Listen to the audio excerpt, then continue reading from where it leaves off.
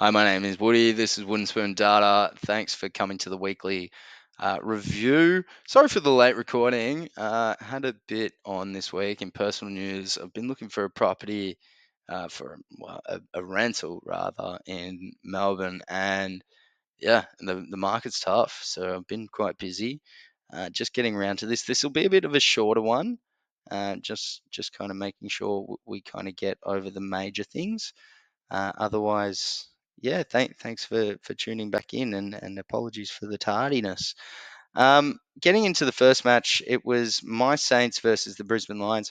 Overall, if you're a Saints fan, you're upset with the 20-point loss, but at 126 to 106 was the Saints' second high, well, it was Ross Lyon's second highest loss score at 106. His highest was in, I believe, 2009 with St Kilda at 108. So yeah, I mean, as a Saints fan, that's what you want to see. Those sort of improvements is what we've been wanting, just a higher scoring St Kilda side. Surprised in seeing Higgins as the highest scorer with 5 goals to the Saints. Uh, Three, Butler and Henry each with two. Wilson, Owens with two as well, actually. Wilson and Wood each scored one. For the Lions, for their 126, Danaher scored five. Morris scored three. Hipwood, Lohman, McCluggage with two. And Archie, Cameron, McKerney, Rayner, and Starcevic each with individuals. In terms of the match, I mean, there was a quick substitution early. Changed between Cooper Sharman and Tom Campbell. We also saw Dan Butler reported for tripping. He only paid a fine there. Made it up later with an excellent rundown tackle. In terms of Brisbane, they were pretty on top all night, though Windhager did have a good job over Neil, only kept him to 20 disposals. But Brisbane is making a charge for the 8. They're looking good in general. Their highest disposals getter was Dane Zorko, and then Hugh McCluggage at 26. So overall, Sinclair was the best, and it does look like he's back in that halfback role. He got 32 disposals for the match. But yeah, I mean, it's what we needed to see for both sides. St Kilda needed to score more, though they didn't get the win. It's a positive there. And then for Brisbane, they needed to back up their win last week with a St Kilda side that probably was always going to throw around the magnets, try and move a bit quicker. So yeah, good result, I suppose, if you're kind of both sides. St Kilda would be upset with themselves, as I am, but what can you do? Otherwise, yeah, moving on to the next match, you had Freo versus the Bulldogs, and it was a little bit of a it was a tough one if you're a Freo fan. They did get demolished there. Bulldogs ended up getting 149, and then Freo ended up getting 82. So lost by 67 points. But look, I mean, it could have been worse. At halftime, it was what 62 to 34, so just under 30 points. It ballooned out pretty heavily at one point in the third. Ended up being 101 to 59. The 149 to 82. Look, it's not what you want as a Freo fan. They need to score more. Their defense was holding up quite well earlier in the year. Um, hasn't this week, but hopefully they can get it back. Otherwise, Bulldogs, they look good. I mean, there was a lot of kind of goal scorers there. Bontempelli ended up kicking three, I believe. I'll double check. Yeah, Bont ended up kicking three. It ended up being three for Waitman, Ugelhagen, and Lobb as well. The most was to West. Gallagher and English kicked two. Trelaw, Richards, and Bramble each with an individual. For Fremantle, Sturt kicked three, Banfield kicked three, Tracy and Jackson each kicked two, and Frederick and Amiss each kicked one. In terms of the match itself, Bont was just unbelievable. He was sick, and he still pulled out probably, if not best on ground, very, very close to it. Um, yeah, I mean, Freo can do more. I wonder if they can actually make the finals at this point. Seemed like it earlier in the year when their defense was holding up, but I mean, long term, 82 points a match isn't going to be enough attacking, and you wonder whether they're going to get significantly more. Who is that? I think it's time for Who's That Footballer? Who's that Footballer. It's Warwick Kappa. here on Langford. Oh, what a mark! Moving on to the next match, it was Dusty's 300th, Richmond versus Hawthorn. And while it was nice to see Dusty get the first goal, it was pretty much all Richmond from there. And honestly, like I could go through it all, but it was a 48-point shellacking, 49 to 97. Hawks pretty much dominated the whole match. I mean, there was maybe little moments where you thought it. I mean, the second where when they kind of got the first goal, but otherwise, just not a ton. In terms of the basic numbers, I'll pull them up now.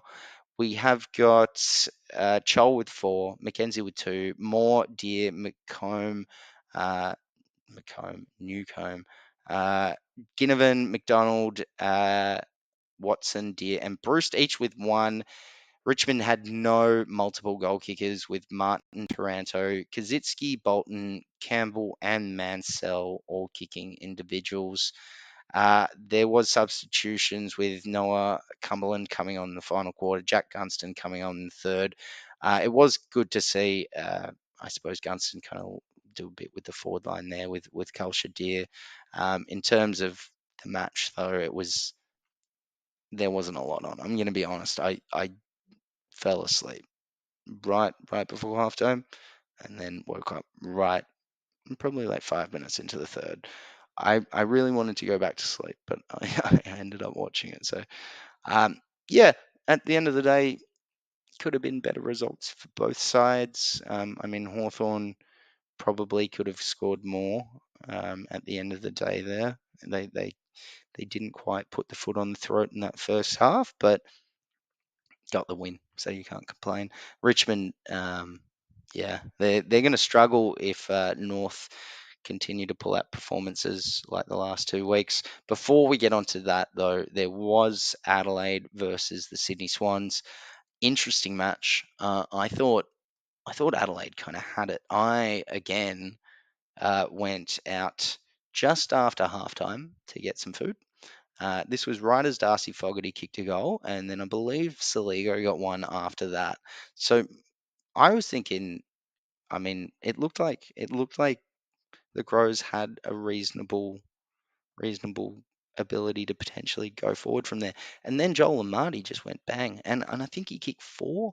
I can double check. Hang on, 1, 2, 3, and no, it took until the fourth quarter to get his fourth after that. But Jesus, it was.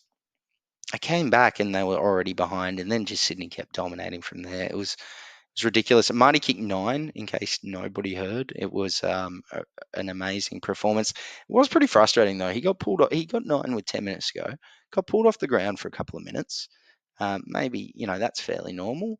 After that, he came back on for a little bit. He was getting a fair bit of attention, and then got dragged with like 2 minutes to go. So yeah, I think a few people have mentioned this. I'd be a little bit frustrated if I was a Marty. I think the coach needs to have a sense of moment at that point, and you kind of need to let the player try and get his 10th. You're up by a ton there, so you don't need to really worry. Otherwise, it was Hayward's 150th game. Good match for it. Errol Goulden was a great player.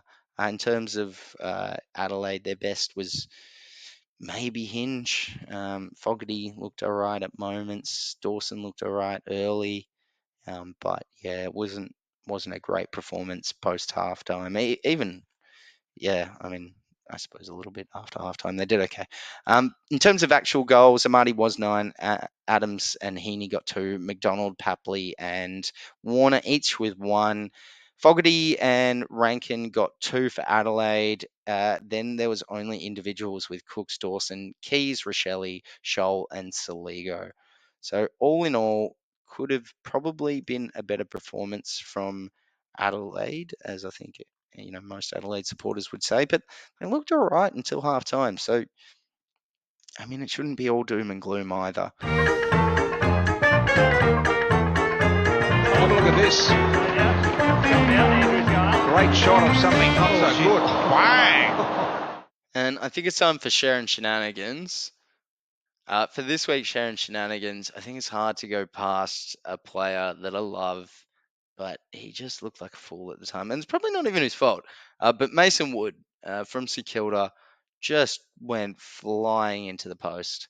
And I mean, if that ball just sat up a little bit, hit him a little bit earlier, he probably doesn't do that. But I mean, in some regards, respect for trying to get it done, despite probably knowing you're going straight into a pole.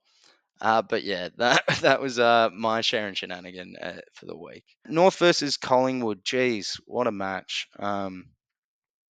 Tailored two stories depending on who you're supporting. I'm a Saints fan, and while I don't hate Collingwood, when North was 54 points up, I had this dread, and it just kept happening, and it came true. So yeah, good game by Collingwood, but shocking from North. They just needed to steady the ship, and they couldn't quite do it. And then Fisher in that last moment, I thought he got that goal. I was jumping for joy for them, but it wasn't to be.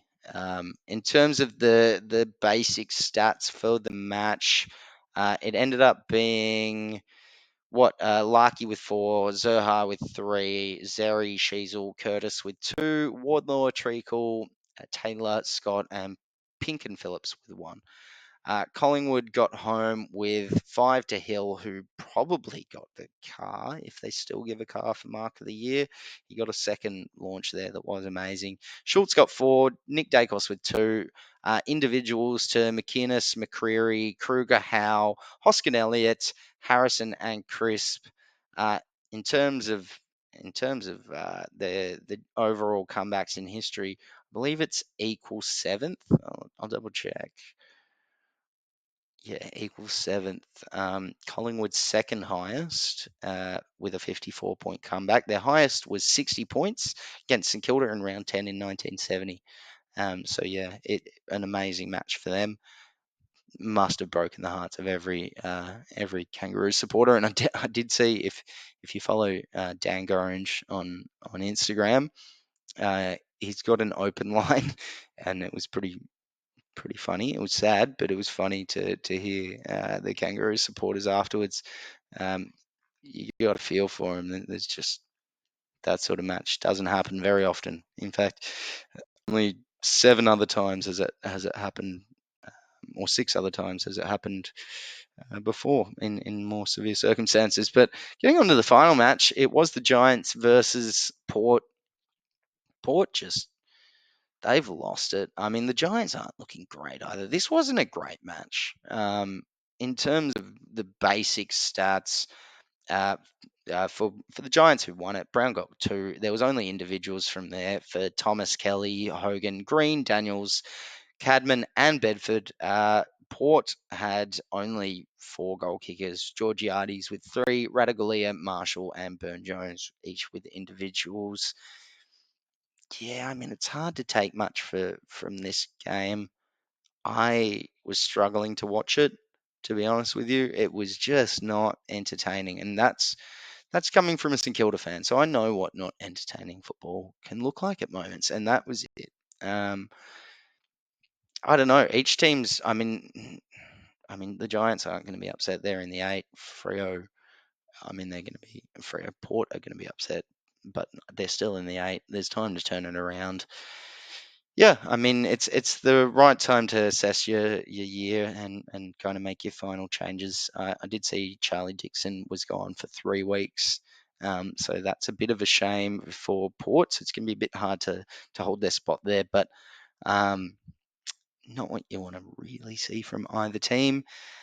In terms of this coming week and tips there, we've got Carlton and Geelong. I think Carlton can get it done. We've got Port versus Brisbane, and I got to give that one to Brisbane on current form.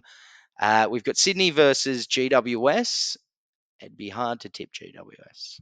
They should hopefully show more, but Sydney will get it done. Melbourne versus North Melbourne. Honestly, it could be closer than I think. I'm going to give it to Melbourne, but it could be closer than I think. Essendon versus West Coast. You should give that one to Essendon, as they should get it done. Freo versus Gold Coast Suns over in Freo. Should go to Freo with a bit of bounce back, but yeah, it'll be closer matches. Otherwise, yeah, thank you for watching this week. Keep an eye out. We've got the Super Goals coming up very soon. We're pretty much at what's called picture lock. So we're just making sure all the sounds are all good and everything like that. But yeah, thank you for watching. My name's Elwood. This is Wooden Spoon Data. Elwood Woody, either way. You can call me what you want. But yeah, enjoy your week, and you'll see this mug pretty soon. And yeah, there'll be another video with the Super Goals, and we'll get the hopefully get the weeklies done a bit quicker this coming week. Anyway, thanks for your time. Cheers.